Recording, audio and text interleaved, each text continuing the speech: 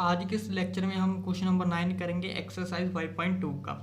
तो question number 9 है, if the third and ninth term of A P R 4 and -8 respectively. तो बेटे A P series में जो थर्ड टर्म है वो है 4, नाइन्थ टर्म जो है वो है -8। तो which term of A P is 0, तो कौन सी टर्म जो है ए पी की वो 0 होगी, वो फाइंड आउट करना है हमें। A3 की वैल्यू लिख ली है 4, A9 की वैल्यू दे रखी है क्वेश्चन में -8। ठीक है, तो यहाँ से जो A3 है वो देख लेते हैं किस तरीके से लिखा जाता है। A में अगर हम 2D ऐड कर दें, इसी तरीके से जो A9 है वो किस तरीके से लिखा जाता है, अगर A में हम जो है 8D ऐड कर दें तो A3 की वैल्यू 4 दे रखी है, A + 2D आ जाएगा। इधर -8 वैल्यू दे रखी है A9 की, तो A + 2D आ जाएगा। तो ये वाली इक्वेशन नंबर 1 आ गई बेटा, ये इक्वेशन नंबर 2 आ गई। अब करेंगे क्या कि इक्वेशन 1 और 2 को सोल्व कर लेंगे। ठीक है, सब्ट्रैक्ट कर लेंगे, वहाँ से हमारे पास डी की वैल्यू निकल के आ जाएगी। तो सबसे पहले हमने इक्वेशन नंबर 4 यहाँ पर लिख ली, 4 = A + 2D। इक्वेशन लिख ली हमने -8 = A + 8D। ठीक है जी, ये इक्वेशन लिख ली हमने जो है सेकंड। अब सब्ट्रैक्ट कर देंगे, सब्ट्रैक्ट करने से पहले सिंबल चेंज हो जाएगा, जी माइनस का प्लस हो जाएगा, प्लस का माइनस, प्लस का माइनस। तो आंसर ए से तो ये कट ही जाएगा, तो +8 + 4 वो आ जाएगा आंसर 12 प्लस हो जाएगा। अब -8 प्लस का जो है 2 है, क्या आ जाएगा, -6D आ जाएगा। ठीक है जी, तो यहाँ से जो डी की वैल्यू है वो आ जाएगी हमारे पास -2। क्यों, क्योंकि ये 6 इधर जाके डिवाइड हो जाएगा 12 से, तो 6 2 का 12 होता है, साथ में माइनस का सिंबल, तो डी की वैल्यू जो है हमारे पास -2 आ जाएगी। तो ए की वैल्यू निकालने के लिए A3 = A + 2D ये लिख लेंगे। ठीक है जी, तो A3 की वैल्यू क्वेश्चन में रखी है 4 = A + 2 ऑफ डी की वैल्यू निकाल लिया -2। तो प्लस माइनस का तो माइनस से हो जाएगा, तो ये आ जाएगा A + -4।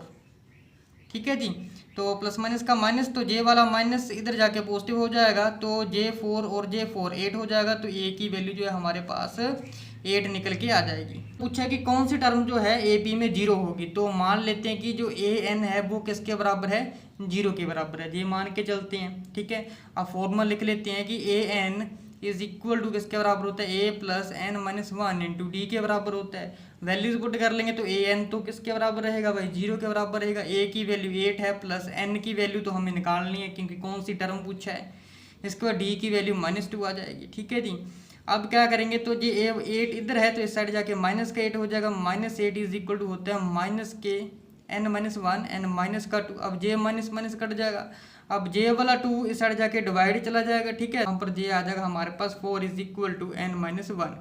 n की वैल्यू निकालेंगे तो -1 इस साइड जाके +1, तो 4 में j ऐड हो जाएगा, तो यहाँ से जो n की वैल्यू निकल के आएगी वो आ जाएगी 5। क्वेश्चन नंबर 10 है हमारे पास, the 17th term of an A P exceed its 10th term by 7, find the common difference. तो इस क्वेश्चन में हमें जो है कॉमन डिफरेंस की वैल्यू फाइंड आउट करनी है, और दे रखा है कि 17 टर्म जो है ए पी की वो एक्सीड है 10th टर्म से कितना, 7। ठीक दे रखा है 17th जो टर्म है वो किसके बराबर आ जाएगी बेटा, वो 7th टर्म जो है वो जितनी 10th टर्म है उसमें अगर हम 7 ऐड कर दें तो वो आंसर आ जाएगा 17th टर्म में। ठीक है जी, तो क्वेश्चन में दे रखा जो 17th टर्म है वो 10th टर्म से 7 मोर है, तो इसीलिए इस तरीके से लिख दिया। अब A17 यानी कि A17 = आ जाएगा हमारे पास A10 + 7 के। तो वैल्यू लिख लेते हैं। A17 किस तरीके से लिखा जाएगा, अगर हम A में जो है 16D ऐड कर दें। A10 कैसे लिखेंगे, अगर A में हम 9D ऐड कर दें +7। ठीक है जी, अब देखो ध्यान से, ए दोनों तरफ है, ये तो कट ही जाएगा, तो क्या आ जाएगा 16D। अब जे इस साइड माइनस प्लस का 9D है, इस साइड जाके दूसरी साइड ले आएंगे तो माइनस का 9D हो जाएगा = 7। तो 16D में से 9D अगर हम माइनस करेंगे तो आंसर कितना आ जाएगा हमारे पास, 7D किसके बराबर आ जाएगा हमारे पास 7। अब यहाँ से D की वैल्यू आ जाएगी कितनी, 1। तो ये आंसर आ गया। क्वेश्चन नंबर 11 है, विच टर्म ऑफ AP, तो AP सीरीज दे रखी है 3, 15, 27, 39 will be 132 more than it's 54th term. Series जो दे रखी है क्वेश्चन में वो है हमारे पास 3, 15, 27 एंड 39। ठीक है जी, तो क्वेश्चन में पूछा ये गया है कि कौन सी टर्म जो है इस एपी सीरीज में 132 है वो 132 मोर होगी 54th टर्म से ज़्यादा। ठीक है, तो n की वैल्यू निकालनी है सिंपली हमें। तो सीरीज देख करके a की वैल्यू 3 आ जाएगी, d की वैल्यू जो है 15, तो 15 में से हम 3 माइनस कर देंगे तो आंसर हमारे पास d का आ जाएगा कितना बेटा 12। तो कौन सी टर्म यानी कि a-nth मान लेते हैं हम उसे। ठीक है, a-nth किसके बराबर हो जाएगा, कह रहा है कि जो 54th टर्म है उसमें कितना ऐड कर देंगे 132।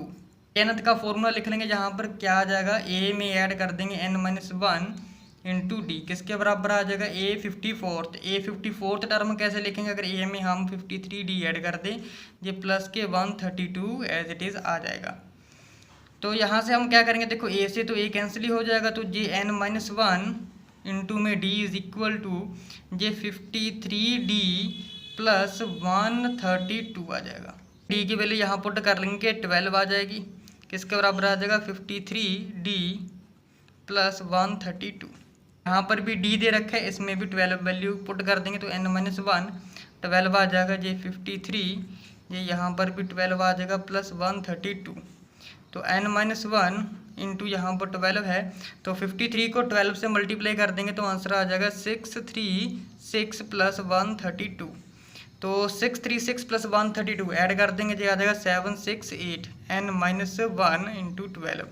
तो n-1 इज इक्वल टू आज 12 साइड मल्टीप्लाई है साइड जाके डिवाइड में, तो 768 डिवाइड बाई 12 हो जाएगा। तो 12 से डिवाइड करने के बाद ये आंसर आ जाएगा हमारे पास 64। तो n-1 इज इक्वल टू किसके बराबर आ गया 64 के, तो यहाँ से n की वैल्यू आ जाएगी, ये 1 इधर जाके प्लस हो जाएगा तो n की वैल्यू 65 आ जाएगा।